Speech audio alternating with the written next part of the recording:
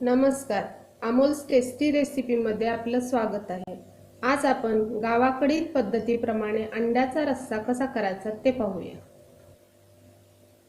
रस्सा करण्यासाठी 4 अंडी घेतली आहेत. त्यासाठी लागणारं वाटणाचं साहित्य. त्याच्यामध्ये मी हे खोबरं किसून भाजून घेतलं आहे.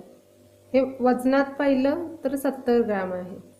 1 चमचा भाजलेले जिरं, थोडासा पुदिना, मूठभर लसूण, थोडीशी कोथिंबीर. वाटण आपण मिक्सरमध्ये बारीक करून घेऊया.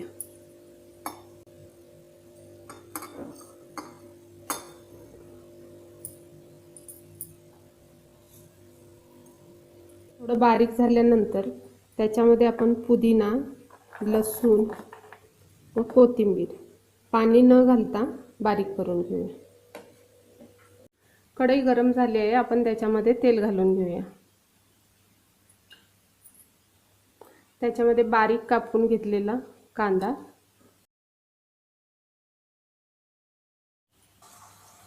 गुलाबी रंग होईपर्यंत परतून घेऊया.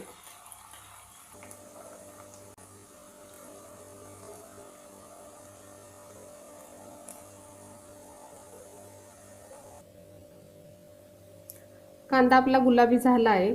त्याच्यामध्ये आपण आता सातारा स्पेशल चटणी 2 चमचे, 1 चमचा बेडगी मिरची पावडर, 1 चमचा गरम मसाला, चवीनुसार मीठ, अर्धा चमचा हळद घालून घेऊया.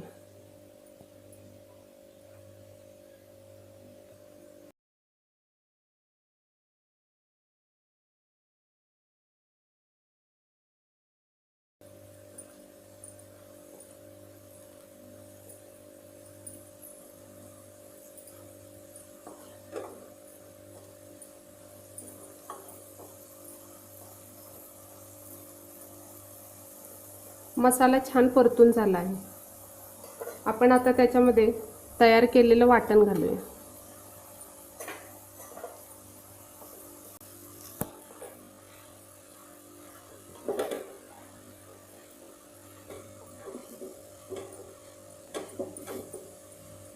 व ते व्यवस्थित परतून घेऊया.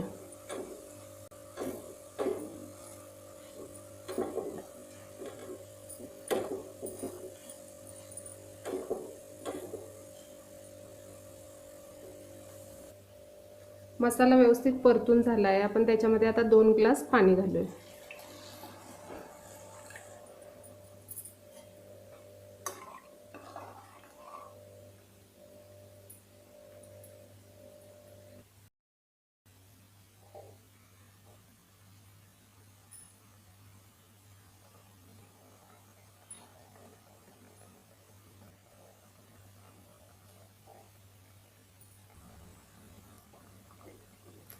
रस्सा छान उकळला आहे. आपण त्याच्यामध्ये आता अंडी घालूया. ही अंडी आपण उकडून घेतलेली नाही, ती फोडून मी अलगद त्याच्यामध्ये सोडून घेणार आहे.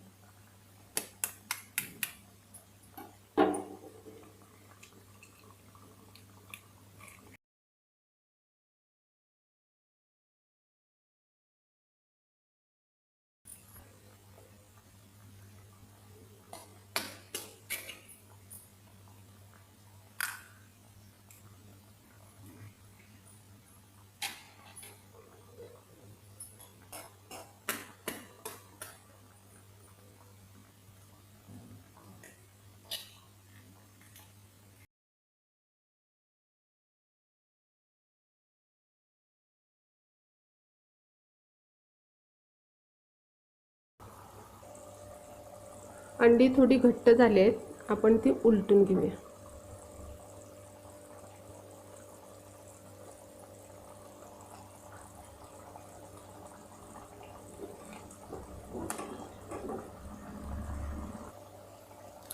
अंडी उकडून न घेता अशीच घातल्यामुळे रश्श्याला छान अंड्याची टेस्ट येते आणि त्या अंड्यामध्येही मसाला खूप छान मुरला जातो.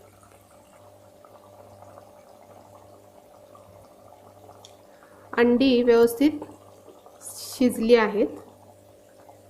म्हणजे आपला रस्सा आता तयार झाला आहे. गॅस बंद करूया आपण.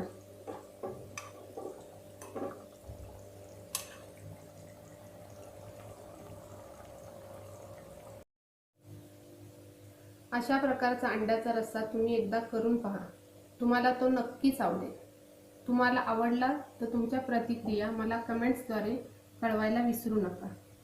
माझ्या चॅनेलला लाईक व सबस्क्राईब करा। धन्यवाद।